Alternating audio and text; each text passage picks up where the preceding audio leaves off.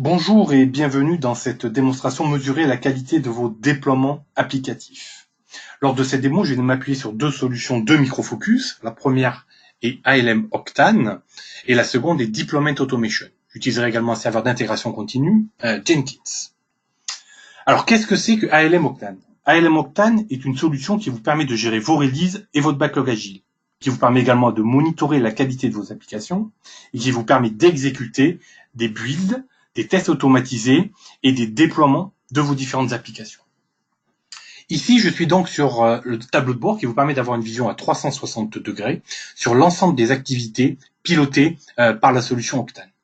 Que ce soit l'ensemble des defects, avec les personnes en charge de ces defects et leur degré de gravité, que ce soit la répartition des defects par rapport aux différents modules des différentes applications, que ce soit la gestion de vos différentes projets agiles au travers des différentes épiques pour mesurer l'avancement du développement des différentes features, la liste des features associées, leur avancement, et puis également ici le pipeline qui va vous permettre de suivre votre serveur d'intégration continue.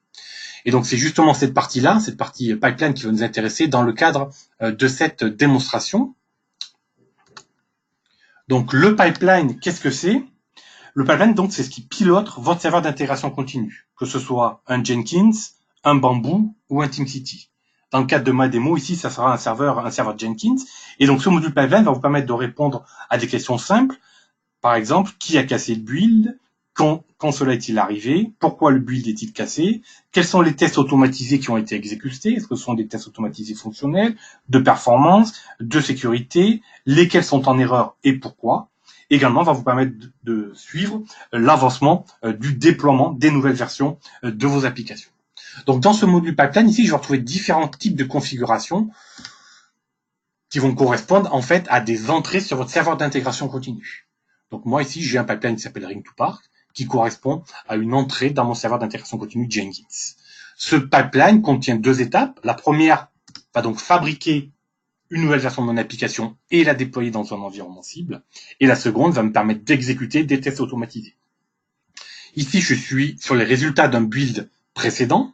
Donc, je vais pouvoir voir dans Octane la remontée des logs Jenkins qui vont me permettre de constater la fabrication via Maven d'une nouvelle version de l'application et ensuite son déploiement via Deployment Automation dans l'environnement cible. Et ensuite, une fois déployé, des tests automatisés ont été exécutés via la solution Stormrunner Functional de Microfocus. Et là, on peut constater que j'ai deux tests qui ont été exécutés. Un test de non-régression complète sur l'ensemble de l'application qui a été exécuté avec succès.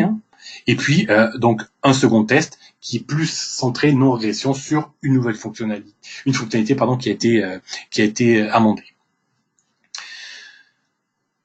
Donc là, on va piloter le serveur d'intégration continue Jenkins au travers de ces deux jobs. Si je vais regarder dans Jenkins, qu'est-ce que je vais retrouver? Et donc, je vais retrouver donc ces deux fameux jobs. Le premier qui fabrique la nouvelle version de l'application et la déploie, et le second qui exécute les tests automatisés. Si je reviens sur le premier, qui la déploie donc en utilisant la solution Deployment Automation de Microfocus, qui se trouve ici.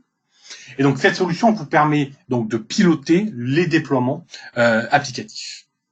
Donc là, je suis sur une application qui s'appelle Ring to Park, c'est bien celle qu'on va lancer depuis Octane via Jenkins. Cette application est destinée à être déployée sur deux environnements, l'environnement d'intégration, l'environnement de production. Cette application Ring to Park contient qu'un seul composant, le composant Ring to Park Web. On peut imaginer que ce soit une application entière, qui contient un composant middleware, un composant base de données également. Ce que je constate sur cet inventaire, c'est que ce composant Ring to Park Web, qui appartient à mon application Ring to Park, est actuellement déployé en intégration sur la version 1.7. Et il est également déployé en production en version 1.3. Autre chose que je constate au niveau de cet inventaire, je constate que sur la plateforme d'intégration, je n'ai qu'un seul serveur qui est associé. Et sur la plateforme de production, j'ai deux serveurs qui sont associés à cette plateforme de production. Dernière chose que je constate au niveau de cet inventaire, je constate que sur la plateforme de production, j'ai bien donc deux serveurs et que ces deux serveurs, via le tag de compliancy, sont bien à jour avec la version 1.3. Donc ça permet d'avoir un état des lieux actuel, une vision actuelle de ce qui est déployé pour cette application sur l'ensemble de mes environnements. Ensuite, pour faire les opérations sur ces environnements par rapport à cette application, je vais définir ce qu'on appelle des process. Et donc là, suivant ce que vous souhaitez adresser comme problématique, vous pouvez définir différents types de process. Donc on va utiliser le premier process qui va déployer une nouvelle version de cette application dans l'environnement cible. On peut imaginer un process de rollback, on peut imaginer un process qui va charger des données test. Donc c'est vous qui définissez les process graphiquement suivant votre besoin. Donc là, je vais revenir dans Octane et donc je vais aller exécuter mon pipeline Ring to Park qui va passer donc par deux étapes. La première étape, fabrication et déploiement. La deuxième étape, exécution de tests automatisés. Je regarde dans Jenkins, donc c'est le pipeline Octane qui va déclencher Jenkins. Donc là, on est bien sur la première étape, build and deploy. Donc on va appeler Maven pour fabriquer une nouvelle version de cette application. Et ensuite, on va appeler deployment automation pour venir déployer cette nouvelle version d'application.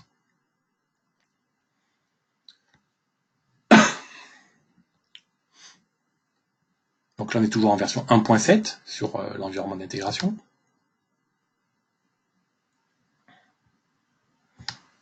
Les déploiements sont en cours. Donc je déploie maintenant une version 1.8. Ça, c'est sur mon serveur d'intégration continue qui s'appelle INT001. Sur mon serveur d'intégration, pardon, qui s'appelle INT0. Et ça, ce sont toutes les étapes élémentaires que j'exécute pour faire ce déploiement. D'abord, j'ai défini une étape qui va vérifier les prérequis. Par exemple, vérifier que l'espace disque est suffisant, vérifier la mémoire, vérifier que le Tomcat est démarré, par exemple. Ensuite, je vais aller récupérer la nouvelle version qui m'a été fournie, la version 1.8 par l'équipe de dev, en allant la récupérer dans un gestionnaire de version, type DIT ou type dimension CM, la solution de gestion de configuration de Microfocus. Ensuite, je vais tester que l'URL répond bien suite à mon déploiement. Et puis ensuite, je vais mettre à jour le statut de la version pour indiquer qu'elle est déployée en succès dans l'environnement d'intégration. Donc si je reviens au niveau de mon application et de l'inventaire, je vais constater que maintenant en intégration, j'ai la version 1.8 qui est déployée dans cet environnement d'intégration. Si je remonte dans Octane, donc là on constate donc que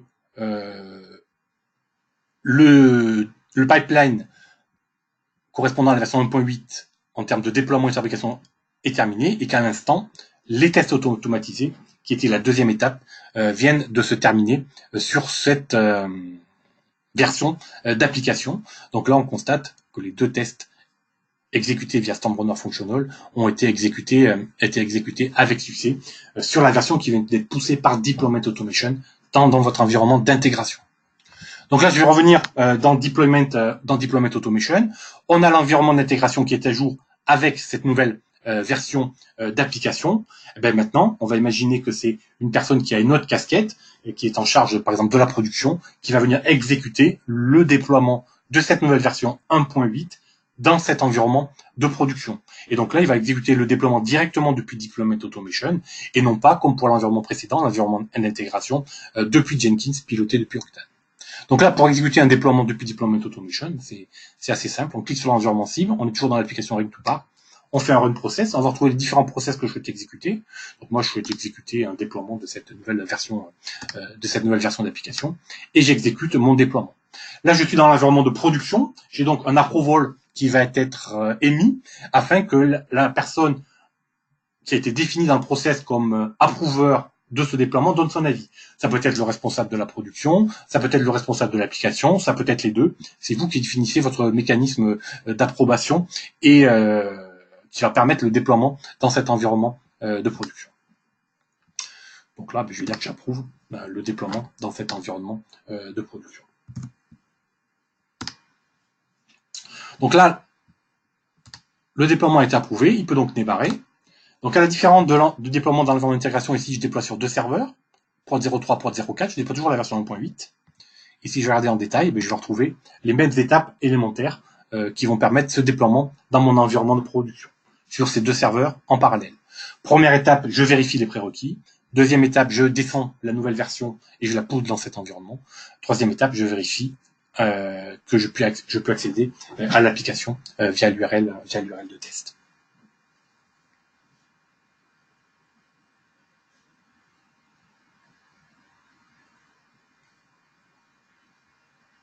Le déploiement est en cours de finition.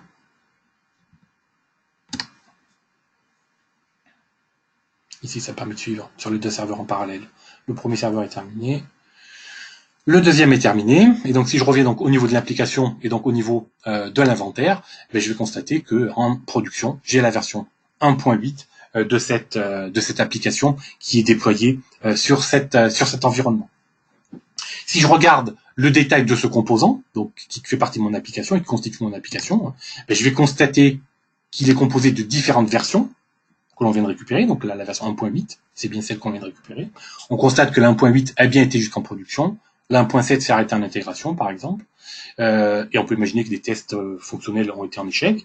La 1.4 a été en échec en déploiement, en intégration, etc., etc.